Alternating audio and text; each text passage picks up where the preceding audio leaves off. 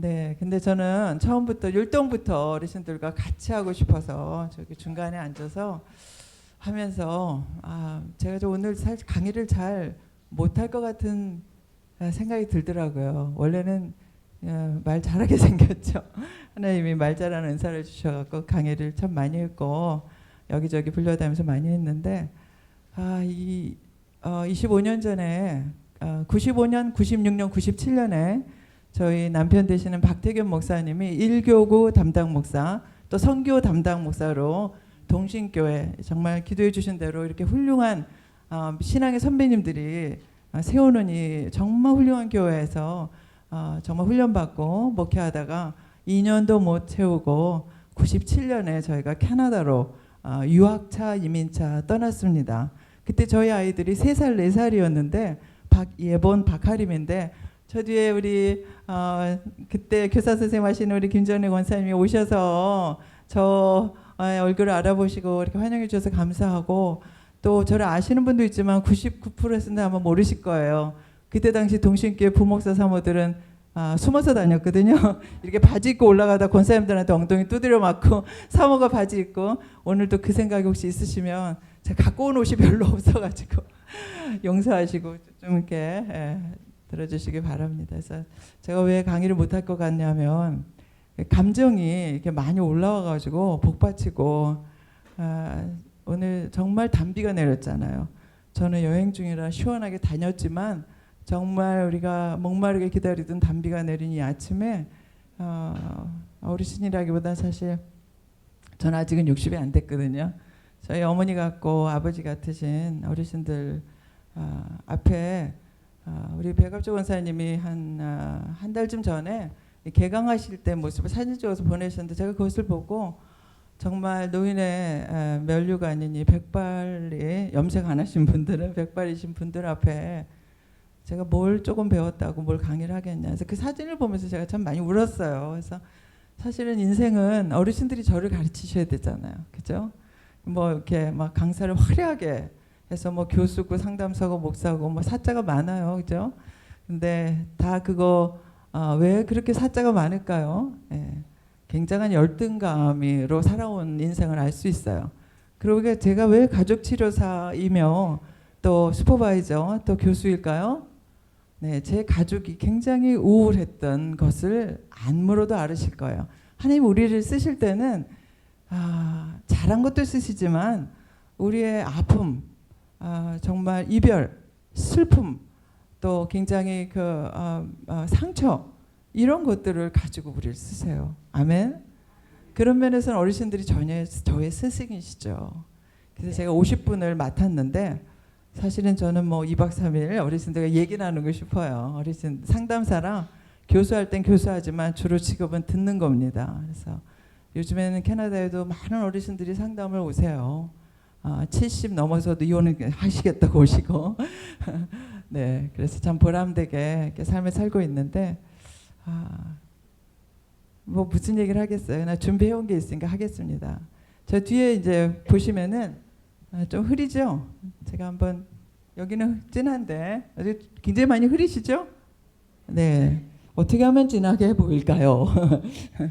제가 기증을 해갖고 이게 LED 스크린을 하나 해드려야 될 것 같아. 네, 많이 흐리네요. 근데 조금은 보이세요?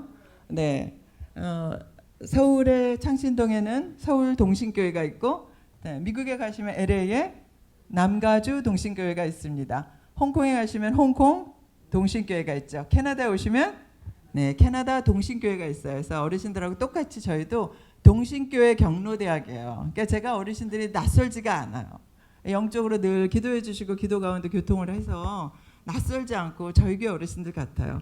저희는 늘푸른이라는 말을 하나 더 넣어서 동신 늘푸른 시니어 대학이에요. 그래서 제가 조금 보여드리려고 했는데 저희 교회 홈페이지를 이렇게 캐나다 동신교회 이렇게 치시면 밑에 시니어 대학 이렇게 치시면 저희 동신 늘푸른 시니어 대학이 나오고 혹시 인터넷으로 검색하시려면 DS 동신 evergreen.ca입니다. 이렇게 하시면 이제 나와요. 저희는 뭐 열악합니다. 이렇게 멋진 건물도 없고 창고 건물에서 수리해서 예배를 드리고 있는데 이렇게 뭐 찬양하는 거 보이시죠, 어르신들? 예, 멋지게 해서 한 40, 50명 출석하세요. 예, 어르신들은 뭐 몇천 명 되는 교인이니까 보니까 한 150명에서 200명 나오시는 것 같아요. 저희는 한 50명에서 40명. 근데 교인뿐 아니라 저희의 특징은 지역 사회 어르신들을 모시고 안 믿는 사람, 불교 신자 또 뭐 성당 다니는 사람들 많이 하세요. 저희 앞에 있는 게 저희 시어머님이신데 저희 시어머님이 너무 외로워하셔서 어머님 위해서 사실은 동신교회 시니어 대학을 시작했어요. 12년 전에. 근데 한 사람의 외로운 어르신을 위해서 시작한 것이 지금은 아주 너무나 소문이 나서 많은 어르신들에게 유익한 정보를 제공하고 있습니다. 많은 사진을 보여드리고 싶었는데 어르신들이 혹시 나중에 잘 안 될 것 같은 생각이 드네요. 뭐 많이 있습니다. 제 이렇게 소풍도 가고 뭐 흐리지만 조금씩 보이시나요? 주로 강의보다는 저희는 가장 교육의 효과적인 교육은 본인이 하는 거예요.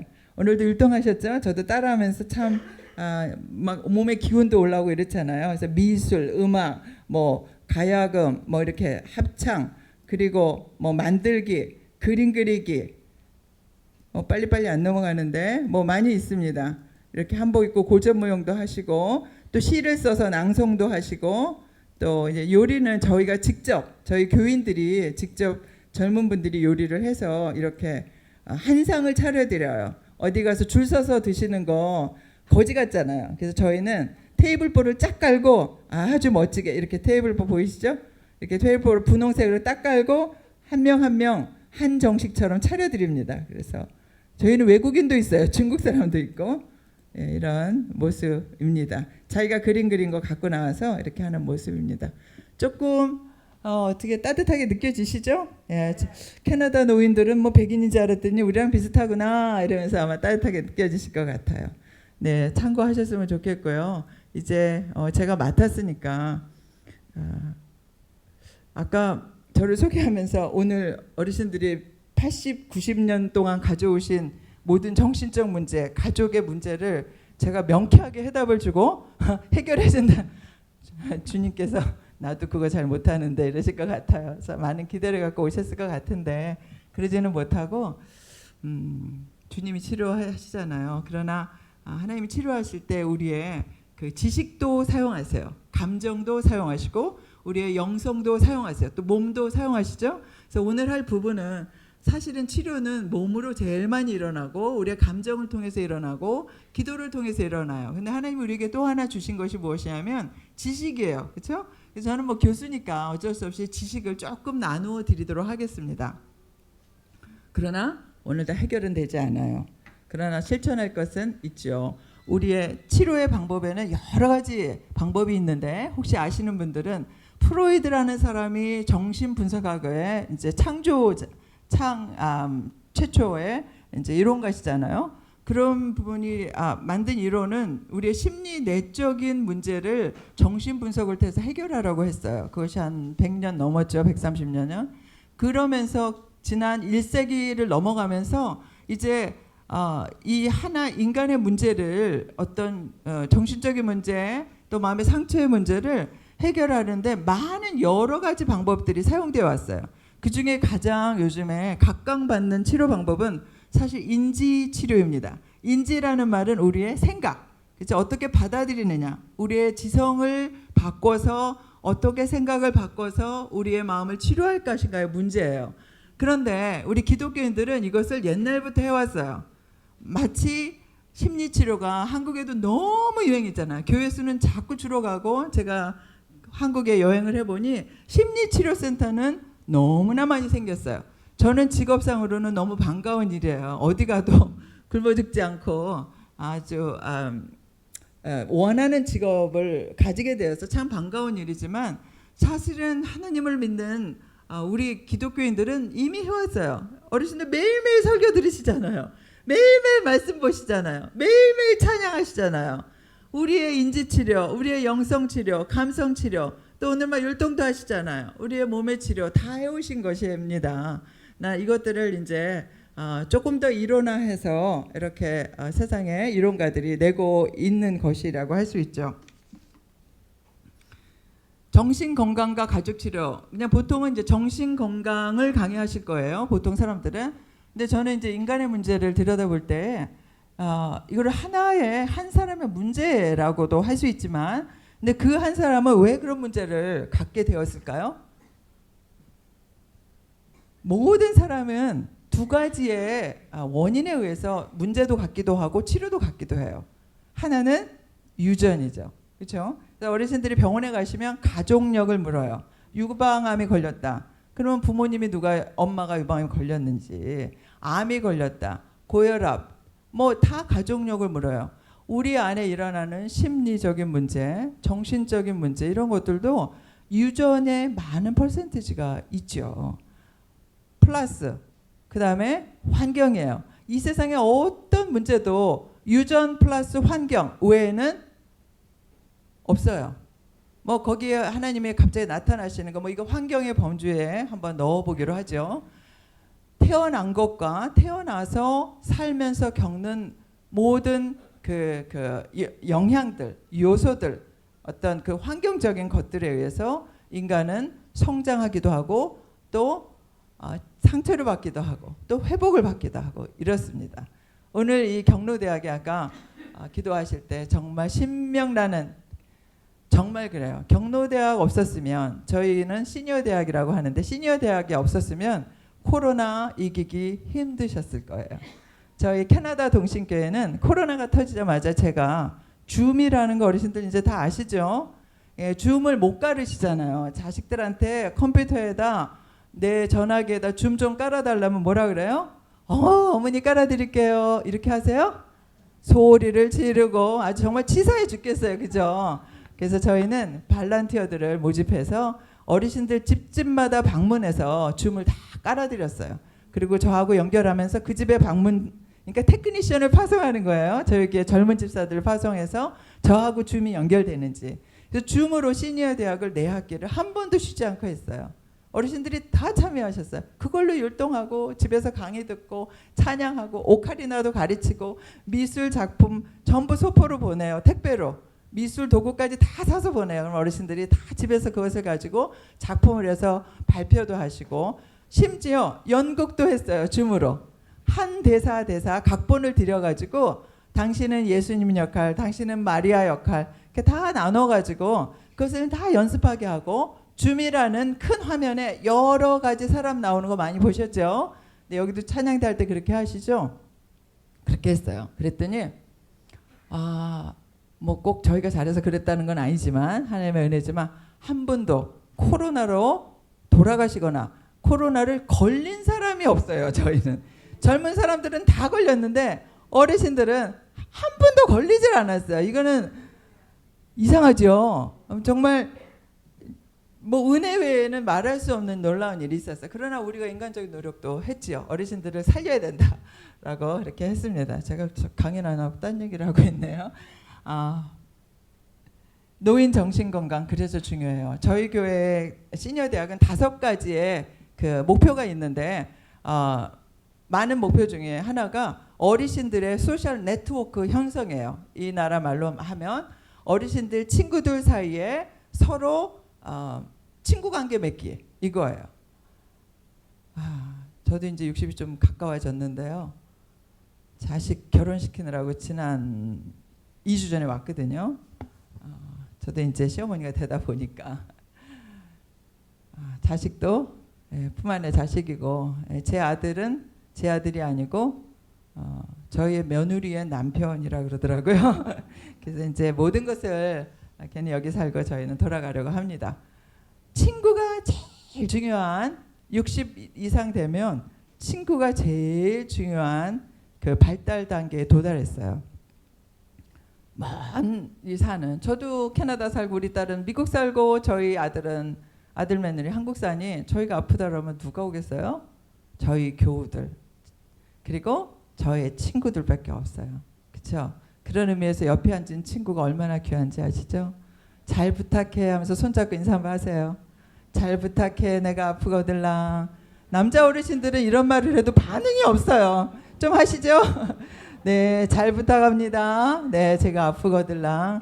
네, 자식은 의무로 와요. 근데 친구들은 사랑하니까 오잖아요. 이게 너무너무 좋은 거죠. 노인 정신 건강에서 가장 중요한 일을 동신 교회 경로대학에서 지금 하시고 계신 거예요. 어르신들은 제가 보니까 저희는 젊은 사람들이 다 섬기거든요. 보니까 율동, 찬양, 접수, 뭐 모든 뭐 경건회, 뭐 강사 섭외 다 어르신들이 직접 하시네요. 이것보다 좋은 치료는 없어요. 본인이 어떤 일을 자식들은 어머니 아버지 뭐 비 오는데 나가지 마세요. 고만하세요. 아니 비 오는데 경로대 안 가면 자기가 뭐 난 뭐 잘해줄 건가? 그런 것도 아니면서 나가기만 하면 못 나가게 하잖아요. 아니에요. 우리는 죽을 때까지 열심히 나와야 되고 열심히 친구 신방 가야 되고 열심히 순서 맡아서 반주하고 찬양하고 다 해야 됩니다. 이 친구 관계 경로대학 친구만큼 이 세상에 중요한 것이 없는데 그걸 지금 하고 계십니다.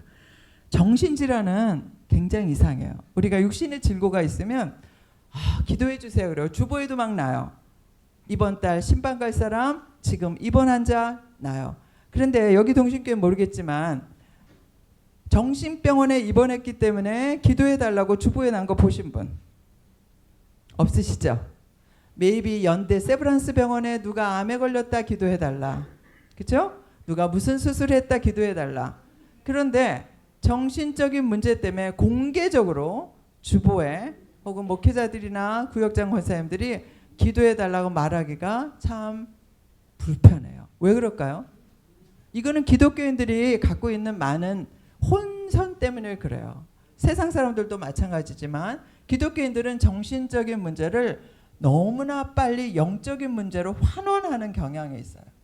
그렇죠? 저 사람이 정신적인 문제가 있어요. 우리가 다리가 부러졌다 그러면 요즘에 저 사람은 죄가 많아 다리가 부러졌다 이런 사람 많이 없을까 했죠. 어머 어떡하다 그랬냐. 어이구 어떡하냐. 내가 공국 끓여다 줄까. 뭐 이렇게 하잖아요. 그런데 정신적으로 우울증이 걸렸다든지 정신분열증 환자가 있다라든지 뭐 조울증 또 뭐 공황장애 이런 것들이 오면 저거는 분명히 하나님과의 관계가 문제가 있을 거야 라고 영적인 환원을 하는 경향이 있어요. 이것은 무식해서 그래요.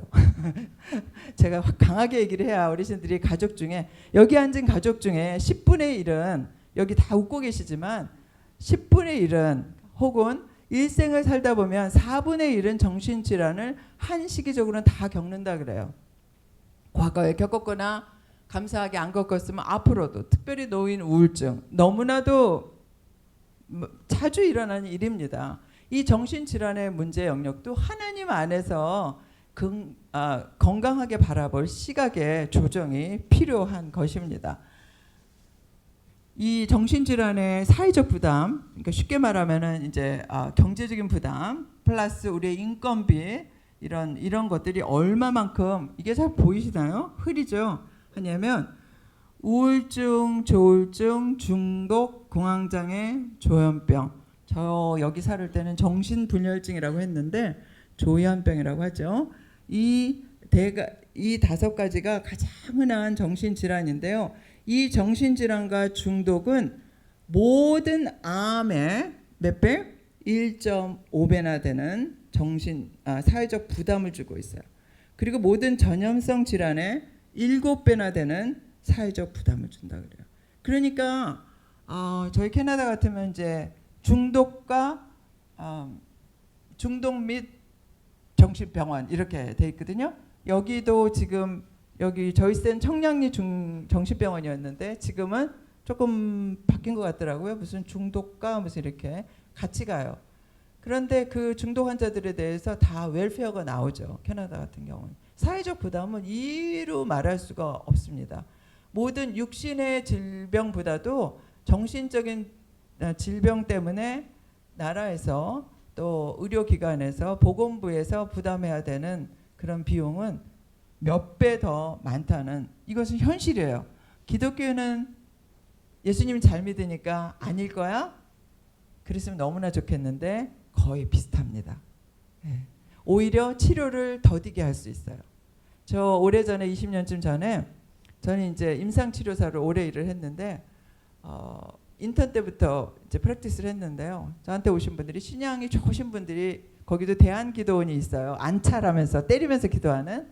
그런데 저한테 한번 오시게 얘가 조현병이더라고요. 정신분열증은 약으로 치료를 하지 않으면 정말 잡기 힘들어요. 반드시 약물치료. 약물치료가 다는 아닙니다. 그러나 약물치료와 심리치료 또 영적치료를 같이 해줘야 되는데 신앙이 좋은 권사님 딸일수록 애가 조현병에 걸려서 왔는데 저한테 한번 보고 제가 제발 다음 주에도 꼭 오시라고 얘기 드렸는데 안 왔어요. 어디로 갔어요? 대한기도원. 제가 대한기도원을 욕하는 거 전혀 아닙니다. 대한기도원에서 큰 역사들이 일어나죠. 그러나 약물 치료 없이는 오히려 병을 악화시킬 수가 있어요. 제가 그 토론토에 가면은 거기 토론토 캐나다 정신병원이 있는데 그래서 1년 동안 인턴을 하고 5년 동안 이제 정신병 환자들하고 이제 예배를 드렸어요. 그런데 이렇게 예배 드리고 있으면은 제가 설교하면 어떻게 보면 좀 재밌어요. 만하면 막 할렐루야 하고 막 춤을 추고 막 이러죠. 그런데 대부분이 뭐라 그러냐면 자기가 예수님이라고 해요. 정신병원에 가면 많은 사람들이 자기가 예수님이라고 합니다. 어르신들이 금방 알잖아. 저거는 제정신이 아닌 것을. 왜냐하면 조현병은 망상 장애가 일어나죠. 딜루저널 thought가 일어나죠. 자기가 현실 감각을 상실해 버려요. 자기가 예수님이라고 생각해요. 그래서 기독교인들이 오히려 치료를 더디게 하는 그 올무에 걸릴 수가 있습니다. 그래서 저는 정신질환을 치료할 때, 영적 치료할 때 가족 치료적인 접근해요. 프로이드와 다른 점은 뭐냐면 프로이드 정신과 의사는 대부분 심리 내적인 치료를 해요. 이 사람이 내적으로 어떤 억압이 있었는지, 특별히 프로이드는 이제 성적 충동에 의해서 인간은 발달 단계가 다르다 이렇게 얘기하잖아요. 처음엔 구강기, 엄마 젖을 빨면서 그 욕구가 충족되었는지 안 되었는지, 그 다음에 뭐 학문기, 그래서 아이가 배변 연습을 하면서 얘가 그 토일렛 트레이닝이 잘 되었는지 안 돼, 이렇게 하다가 이제 1950년대에 들어오면서 한 인간을 치료하다 보니까 이것이 정말 그 사람의 내적인 문제이기만 할까라는 퀘스천을 가지기 시작했어요. 그래서 가족의 문제에 영향을 주고받으면서 한 인간이 이 문제를 생소한 것이 아닐까라는 가정과 의심을 하면서 그 학문이 발달하게 됩니다. 이것이 가족 치료의 시작이죠. 만약에 똑같은 사람인데 그 사람이 김 권사님 집에 태어난 것과 또 이 권사님의 집에 태어난 것은 서로 굉장히 다를 거예요. 그렇죠? 유전도 다르지만 어떻게 엄마와의 관계, 어르신들이 어렸을 때 엄마 밑에서 많이 못 크신 분들 많으시죠? 가정 형편이 어려우니까 그 당시에는 뭐 작은 아버지나 큰 아버지 호적에 올리기도 하고, 그렇지 않을지라도 또 시골에 가서 한 초등학교, 국민학교 때까지 마칠 때까지 밥 한 끼라도 덜으려고 하기도 하고, 굉장히 생활 환경이 달라요. 어떤 분들은 정말 유복하게 커서 그냥 뭐 아주 서울의 장안에서 유명한 고등학교, 대학교 나오고 많이 다르죠. 그래서 저는 한 인간의 문제는 이것만 하는 것은 아니지만 시스템적으로 보는 눈을 가지게 되었어요. 그래서 한 인간의 문제는 환경이 절대적으로 영향을 준다. 시스템이 바뀌면 이 사람의 문제가 많이 좋아질 수 있다. 어르신들이 이렇게 예배 드릴 거는 이게 시스템이잖아요. 하고 여기 LED 스크린, 제가 아무래도 기증해야 될 것 같아. LED 스크린은 시스템이에요. 이것을 놓고 예배 드리면 굉장히 달라요. 훨씬 효과가 있죠. 만약에 여기 마이크가 없으면, 마이크란 시스템이 없으면은 제가 몫을 정말 높여서 해야 될 것 같아요. 그렇죠? 그래서 시스템을 보는 것, 시스템의 눈으로 한 문제, 한 조직의 문제, 한 사람의 문제를 보는 것이 가족 치료적인 문제입니다. 제가 11시 40분까지 하나요? 굉장히 많은 사람을 상담했는데 이재호 씨 가명입니다. 제가 말하는 모든 사람은 다 가명이에요. 만약 어르신들이 저한테 상담을 해서 제가 어디 가서 이렇게 강의하면서 아유 거기에 김종래 원쌤이라고 유치부 부장님이었는데 사실은 뭐 이렇대 이런 얘기하면 큰일 나잖아요. 그래서 제가 모든 것은 가명입니다. 근데 이 청년이 자살 시도를 했어요. 제가 토론토 옆에 옥빌이라는 도시에 살고 있는데, 그래서 그래도 감사하게 자기가 열심히 인터넷을 찾아서 한국 사람, 영어도 되고 한국말도 되는 치료사가 있는 걸 발견하고 저에게 왔습니다. 그래서 이 이야기를 들어보는데 많은 문제들이 있지만 여기에 이제 써 있는 대로 이 사람은 캐나다에 있는 한국 대기업의 직원이에요. 그런데 낮에는 캐나다 시간으로 일을 해야 되고 저녁에는 여기랑 13시간 차이 나거든요. 그러니까 완전히 반대예요. 12시간. 지금 여기가 11시 15분. 그러면 캐나다는 지금 밤 10시 15분이에요. 그러니까 낮이고 밤이고 잠을 못 자고 일을 했어요. 마음이 굉장히 부담이 있지만 아주 성과도 많이 올려서 월급도 참 많이 받고 일을 했어요. 그런데 이 마음이 견디기가 힘들면 우리 육신하고 똑같습니다. 육신도 카패시티가 있어요. 여기 생수를 사 먹으려면 2리터짜리 생수를 사 먹으면 2리터의 물이 들어있잖아요. 어르신들 몸을 너무 혹사하시면 안 돼요. 어렸을 때 다 하셨어요. 이제는 좀 누리며 사실 수 있는 형편이 주어지기를 바랍니다. 그런데 자기 육신도 혹사를 했지만 정신도 계속 혹사를 해요. 밤에 잠을 못 자죠. 한국 시간하고 맞춰서 일을 해야 되니까. 이렇게 5년 가까이 일을 하다 보니 월급은 많이 받았지만 정신의 한계, 육신의 한계가 오면서 이제 우울증이 깊이 들어가고 공황 장애가 시작해서 많은 불안감을 가지고 이제 시작이 되면서 자살 시도. 왜 자살 시도할까요? 너무 힘들면 인간이 그래요. 그냥 자살 시도하시는 분들의 특징을 보면 이제 간단해요. 이제 좀 쉬고 싶다. 그만할래. 이 말. 이제 좀 다 놓고 싶고 크리스찬들도 우리가 그게 참 죄라고 생각해서 우리가 정말 안 하려고 애를 써서 그렇지 가끔 그럴 때 있으셨잖아요. 저는 17살 때 자살하러 고등학교 때 너무 일찍 학교 뒷동산에 올라갔는데 내려다 보니까 너무 무서워서 내려왔는데 그 사춘기 때는 아무것도 아닌 일인데 그냥 충동적으로 목숨을 끊고 싶어 하잖아요. 근데 노인 될 때도 마찬가지. 이 청년은 이 30살인데 그게 왔어요. 그래서 이야기를 들어보면서 정신과 치료약을 먹으면서 저하고 얘기하는 가운데 무엇을 발견했냐면 이 아버지도 굴지의 대기업에 30년 이상 근무하신 훌륭하신 분이에요. 근데 이 아들은 아버지한테 참 좋은 걸 배웠어요. 남자는 태어나면 가정을 경제적으로 책임져야 된다. 특별히 가정에 무슨 문제가 있거나 뭐 큰 암이 걸렸거나 이랬을 때 그것을 책임지고 그것을 경제적으로 부담할 수 있는 능력이 되어야 된다라는 것이 이 청년의 머릿속에 뼛속 깊이 뿌리박은 가치관이에요. 그래서 자기가 그것을 하지 않으면 그 가치관은 굉장히 중요합니다. 문화잖아요. 우리도 모르게 우리 몸속에 있어요. 어떤 코드예요. 그래서 내가 그것을 하지 않으면 나는 안 될 것 같아요. 지금 몸은 이 대기업에 밤이고 낮이고 일할 몸이 아닌데 마치 아버지가 어렸을 때부터 들려준 남자란 이런 거야 라는 그걸 하지 않으면 자기는 죽을 것 같아요. 그래서 그걸 뼈 빠지게 한 거죠. 근데 지금도 마찬가지. 그래서 결국 이제 저랑 상담하는 가운데 아주 건강한 선택을 했습니다. 그 회사를 그만뒀어요. 보통 집에서는 그렇게 월급 억억 소리 나고 받고 여기서 뭐라 하면 다 온 세계 사람이 아는 가장 초인류 기업 거기에 다니는 이 청년이 회사에서도 놀란 거예요. 여기서 상무가 전화를 하고 월급 더 올려달라는 거면 얼마든지 올려주겠다. 그래도 이 청년은 그만두는 결단을 했습니다. 이건 굉장히 훌륭한 치료의 효과예요. 심리치료사 입장에서는 너무나 성공적인. 근데 그걸 그만두고 나서도 아버지의 그 따가운 눈초리가 느껴지죠. 물론 느껴지지만 아버지도 같이 이 아들의 선택을 존중하기 시작하셨어요. 가치관에 이제 변화가 온 거죠.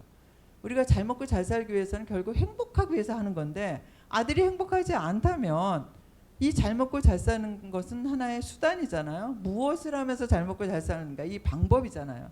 그래서 그것에 이제 변화를 가족 치료에서는 어떻게 얘기하냐면 한 사람이 변화를 시작하면 가족 구성원에게 영향을 줘. 이것은 너무 쉬운 얘기예요. 어떻게 보면 내가 그런 문제를 가지게 된 거. 이 이재호 청년이 그런 문제를 가지게 된 것은 그런 가정에서 태어났고 그런 아버지의 영향을 받았기 때문에 문제가 된 거잖아요. 거꾸로 얘기하면 이 청년이 그 문제를 해결하기 시작하면 그 아버지, 어머니도 이제 어쩔 수 없잖아요. 제가 강의를 하다 보니까 굉장히 씩씩하게 하는데 사실 이런 내용은 저의 삶에 제가 뭐 시간이 없으니까 제 개인사를 얘기할 수 없지만 저의 삶에 그냥 뼛속 깊이 있는 내용들이에요. 어렸을 때 일어나면 저는 너무너무 불안했어요. 항상 어머니 아버지는 다투시고 어머니는 또 시어머니 시아버지 또 시자 들어가는 거기에 대한 불만을 토로하시고 그 한을 어떻게를 못하셔서 항상 불안해하셨어요. 항상 불안한 가정이 있으면 그 중에 한 명은 특별히 첫째가 책임을 많이 지려고 하죠. 근데 첫째가 또 책임을 안 지고 이제 액팅 아웃 한다 그러는데 이렇게 문제아가 되면은 자녀들 키우셨으면 그 중에 하나는 효녀고 그 중에 하나는 문제아들이고 또 그 중에 하나는 해결사 노릇 아마 할 것입니다. 저는 해결사 노릇을 했는데 좀 이따 더 나갈 겁니다. 그래서 이 청년의 문제를 가족 치료적으로 집권하기 시작했습니다. 어르신들 가족 치유라는 단어를 들으실 때 마음이 어떠세요? 저는 치유하면 그 말 자체도 아직도 가슴이 울렁거려요. 제가 완벽하게 치유된 사람이면 좋겠는데 아직도 매일매일 주님의 치료가 필요한 사람입니다. 그래서 치료라는 단어 자체가 마음이 움직여요. 오늘 많이 비가 오는데 오늘 짧은 시간이지만 어르신들의 마음속에 빗물 속에 비가 오면 눈물이 안 보이잖아요. 저도 어렸을 때 샤워하면서 많이 울었거든요. 이불 속에서 많이 울고 안 보이게. 오늘 집에 가실 때 빗물인지 눈물인지 모르니까 빗물 속에 우실 일 있으면 많이 우시고 그러나 그냥 인간의 눈물이지만 그 속에서 하나님이 같이 울어주시는 치료가 있어지길 저는 한번 바라봅니다. 인간은 하나님의 형상으로 지어졌다는 거 다 아시잖아요. 예. 창세기에 우리가 우리의 형상을 따라 사람을 만들자 이렇게 해서 하나님의 형상을 지어졌는데 불행히도 예수님 믿고 우리가 구원 받았고 또 구원 성화의 가정 속에 살아가지만 하나님의 형상으로 지어진 저희는 인간의 몸을 입고 우리 어머니 아버지 밑에서 태어나면서 그분들이 우리를 너무나 사랑했죠.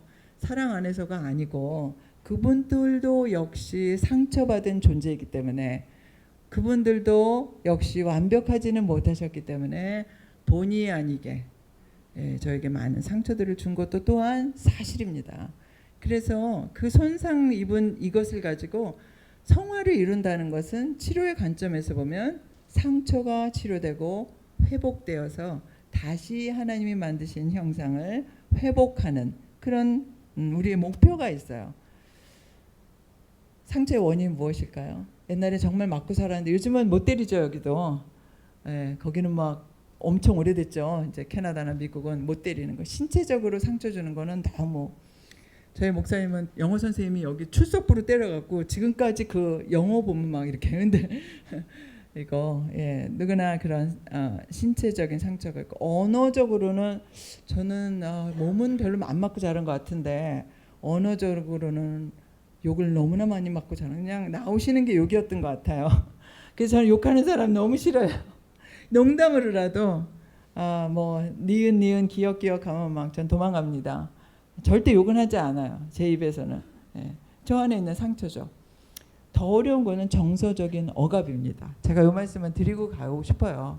제가 박사학위 논문을 살림이라는 그 키워드를 가지고 썼는데 어르신들 다 살림하시잖아요. 어르신들 평생 살림했죠. 저도 살림했는데 살림 제가 이쪽만 보고 얘기하네요. 이쪽에도 얘기해야 되는데 지금은 안 그렇지만 오랫동안 살림은 여성의 전유물이었어요.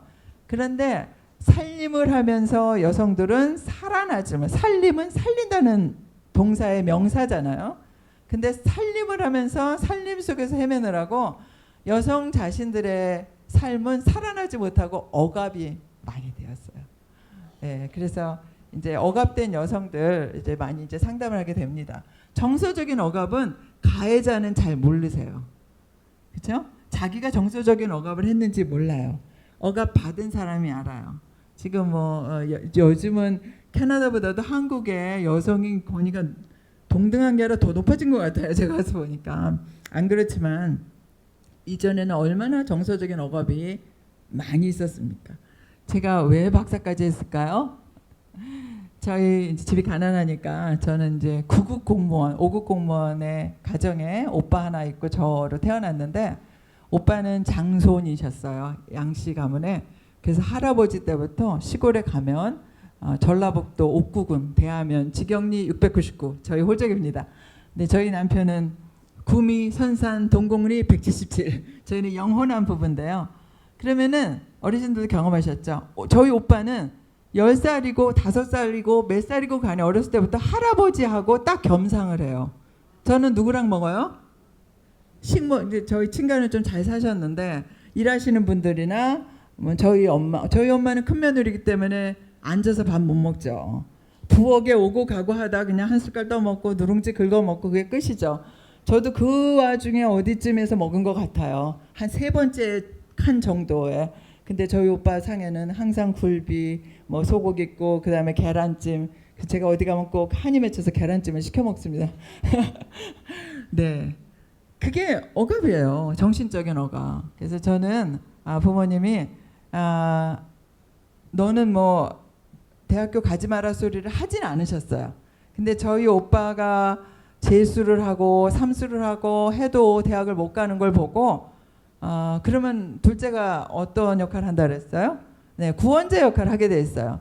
딱 알잖아요. 저는 막내인데 막내 보니까 우리 아버지는 은퇴를 하시고 이제 늦게 결혼하셨거든요. 오빠는 대학을 못 가고 하니 내가 빨리 돈을 벌어야 되겠다는 생각이 저절로 오게 돼 있어요. 착한 딸은. 그래서 엄마 제가 그때 당시에는 여상을 나와서 은행 다니는 게 최고였어요.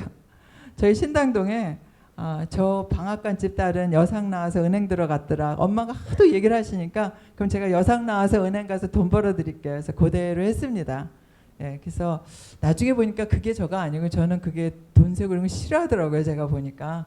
저는 원래 정신적인 거, 원래 심리적인 거, 자기가 관심 있는 곳을 그 TV를 보고 그 책을 읽고 손주들 보면 걔가 그거 관심이 있는 거예요. 그럼 저는 맨날 그런 거, 영화를 봐도 맨날 그런 거 했거든요. 지금은 이제 너무 감사하죠. 뒤늦게지만 그걸 하게 돼서. 어쨌든 무슨 얘기냐면 그렇게 편애를 하고 정신적으로 본인들이 저를 억압했다고 생각은 전혀 안 하시죠. 저희 어머니 아버지께 참 감사해요. 없는 형편에 최선을 다해서 키워주셨으니까. 그러나 이제 저희 입장에서 보면은 차별, 억압이 있었던 것도 또한 사실입니다. 상처의 원인은 의식적이고 무의식적인 거 이거 뭐 다 할 수는 없지만 많이 있습니다. 그런데 가해자는 잘 몰라요. 편애. 저희 아들이 또 장손이거든요. 저희 시어머님이 너무 성품이 좋으셔요. 박태근 목사님하고 똑같으신데 하나 문제가 있다면 편애입니다. 손주가 지금 10명 넘는데 저희 아들이 이제 장손 손주잖아요. 그러다 보니까 걔만 예뻐해요. 무조건. 그러니까 다른 손주 9이 너무나 항상 상처를 받는 거예요. 이번에도 결혼하는데 어머님이 뭐 이렇게 연금 타서 쓰시니까 돈이 넉넉지 않으신데 100만 원을 저한테 주면서 하림이 결혼하는데 써라서 어머님 걔 돈 잘 벌고 저희도 이제는 괜찮습니다. 어머니 쓰시고 그리고 어머니 주실 거면 10손주 다 똑같이 주셔야 되는데 그 다음 주에 저희 사촌이 결혼하거든요. 그러니까 우리 아들 조카 사촌이 그럼 훈우도 주실 거예요? 그랬어요. 그랬더니 훈우는 안 된대요. 그럼 어머니 이게 이 세상에 비밀은 없는데 똑같이 100만 원씩 주셔야 된다. 아니래. 큰손 장손은 줘야 된다. 여러분 내가 하고 싶은 사랑을 하는 것은 많은 문제를 갖고 올 수 있어요. 그래서 건강한 사랑은 공평해야 돼요. 내가 내 마음이지 뭐 아니에요. 예수님의 방법은 그냥 100만 원을 쪼개서 25만 원씩이라도 똑같이 주면 아이들이 불만이 없어요. 근데 받은 사람도 불안하고 다 알잖아요. 결국은 사촌들끼리. 그래서 편애 굉장히 이제 문제입니다. 제가 이제는 좀 재미없게 막 나갈게요. 10분 남았기 때문에. 네, 상처를 받으면 우리에게는 수치심 생기죠. 열등감, 이거 하나하나 다 말씀드려야 되는데 수치심, 말할 수 없는 수치심으로 저는 컸거든요. 왜 학위가 많겠어요? 자랑하려고. 수치심 감추려고 살아온 게 제 인생이에요. 지금은 이제 저도 60이 다 돼가니까 많이 거의 없어진 것 같아요. 열등감, 죄책감, 억눌린 마음, 한이라는 단어는 이제 정신의학의 고유 명사 질병이 되었습니다. 의학백과사전에 들어가 있어요. 한국 여성들의 한. 이게 정식 학명이 되었습니다. 저희 할머니가 아주 믿음 좋은 권사님이셨는데 일제시대 때 국민학교만 가면 소학교라 그러나요?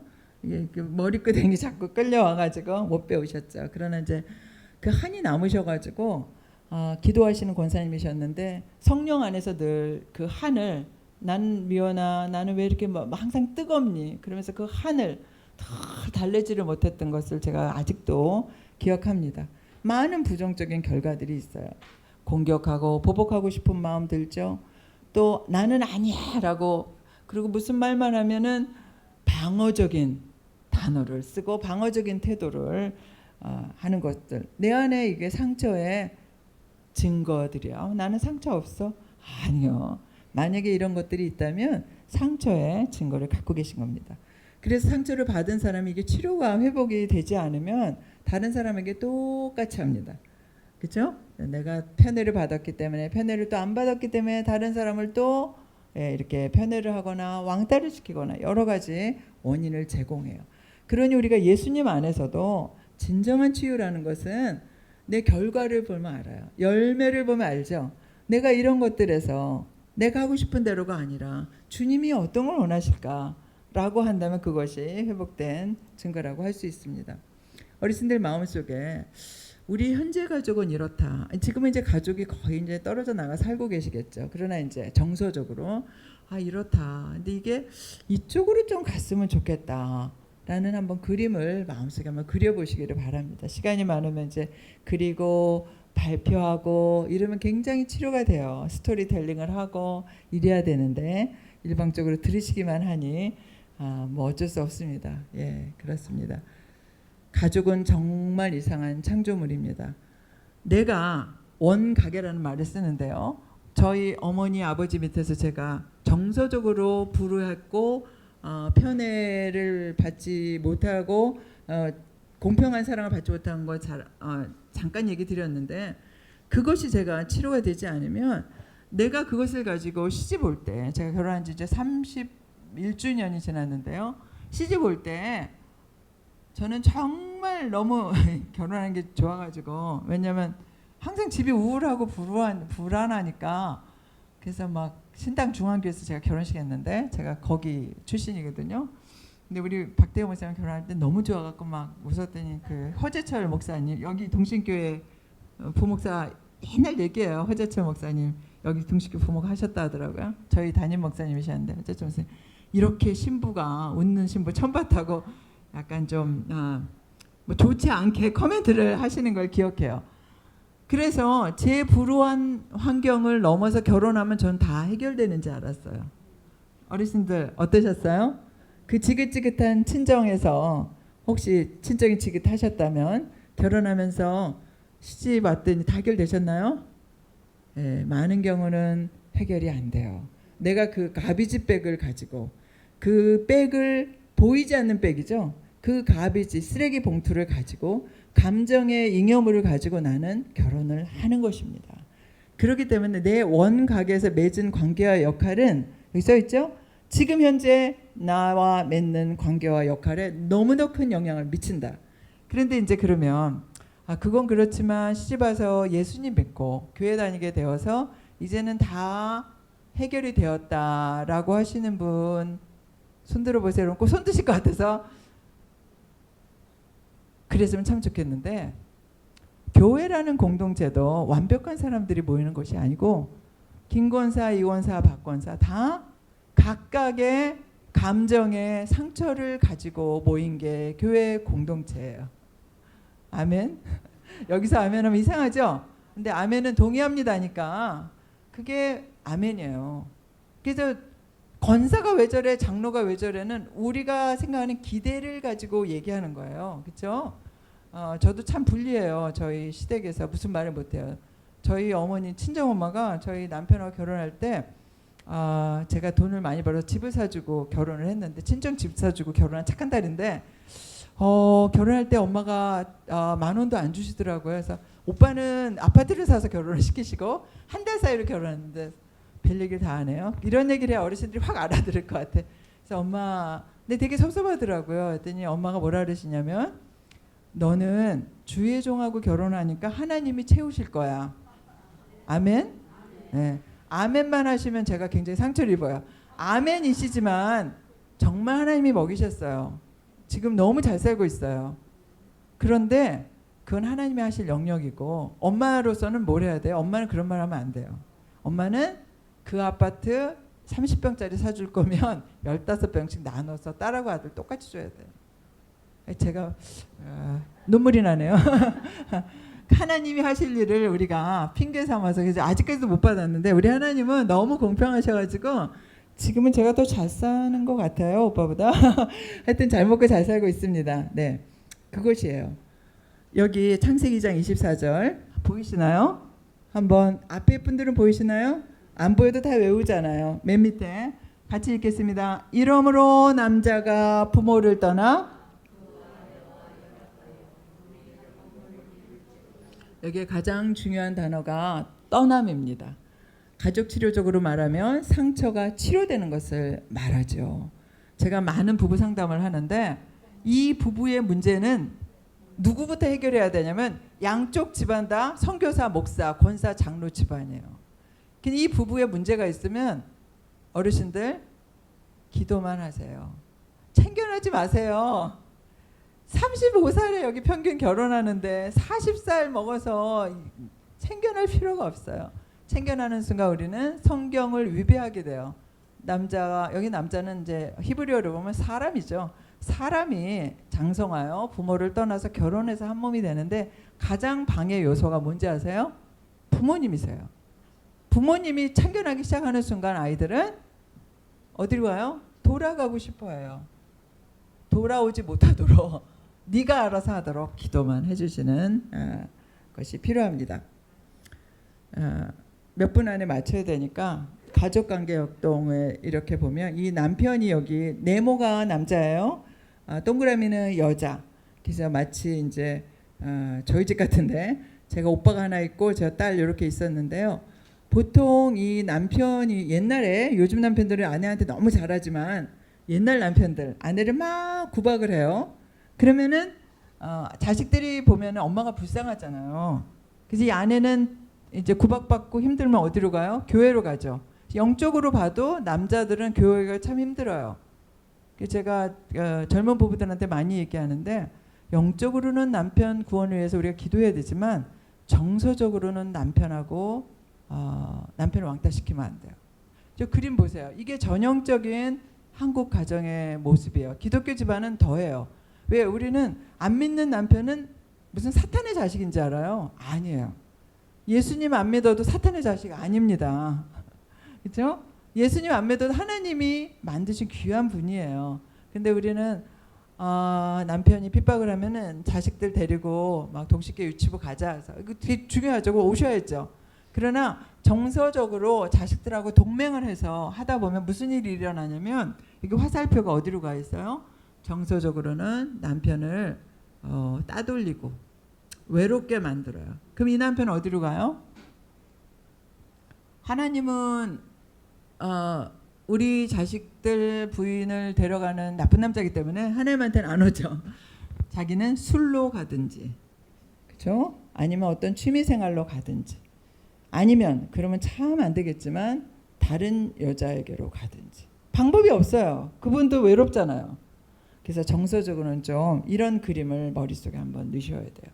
내가 예수님 막 믿는다고 자식들하고 알콩달콩 셋이만 하지 마시고 남편도 좀 포함해서 같이 취미생활하고 남편 좋아하는 것도 좀 쫓아가 보고 교회 모임만 오지 마시고 남편 친구들 만날 때도 좀 인정해주고 우리 가서 술 담배는 안 하겠지만 이런 노력들이 참 필요합니다. 1분 남았기 때문에 정리해야 되는데 3분의 1도 못했네요. 네, 정리하겠습니다. 버지니아 사티에라는 사람이 이제 가족 치료의 어머니라고 할 수 있는데 이 사람이 이제 얘기한 거예요. 가족이 불안하면 한 사람은 기쁨 역할을 하고 한 사람은 막 부모 잘못됐다고 욕하고 한 사람은 막 혼란스럽게 하고 다니고 한 사람은 이제 딱 컷오프를 하고 제가 사실 오늘 가족 치료 강의할 자격이 없어요. 저희 어머니 아버지가 이제 시댁이 친가 쪽하고 너무 사이가 안 좋으시니까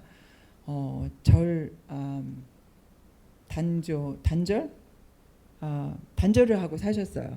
안 오고 갔어요. 그래서 저는 예수님을 영접하면서 하나님, 저희 세대 때는 이 사촌들, 우리 자녀들이 왕래하고 화목하게 하는 것을 기도 제목의 1순위였어요.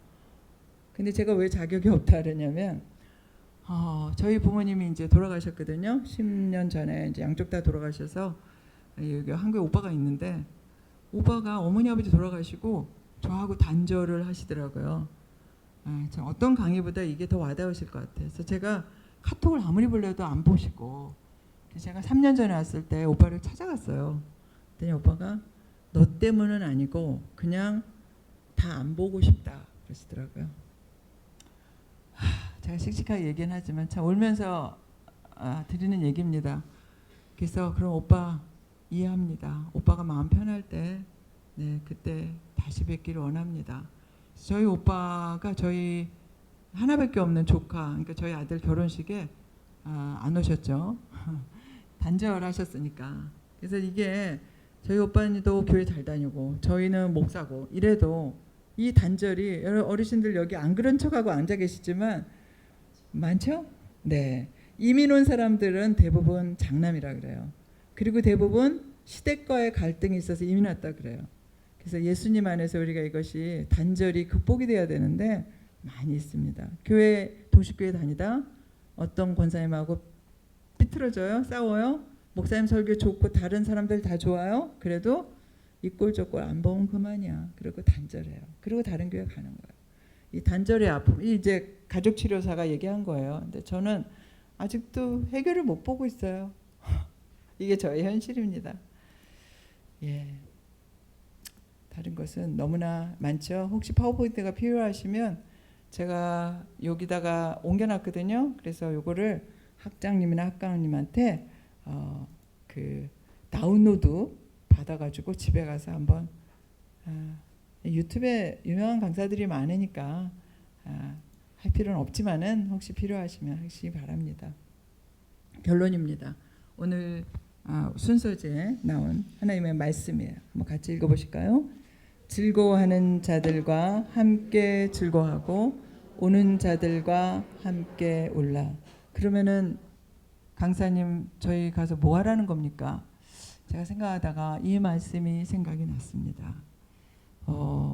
예수님은 육신의 몸을 입고 오셨고 우리 이 세상의 어떤 귀보다도 가장 큰 귀를 가지고 계세요. 그러니까 이 수천만 수억이 기도를 해도 다 들으시잖아요. 들을 뿐 아니라 같이 울어주세요. 나사로의 무덤가에 가서 예수님이 우셨어요.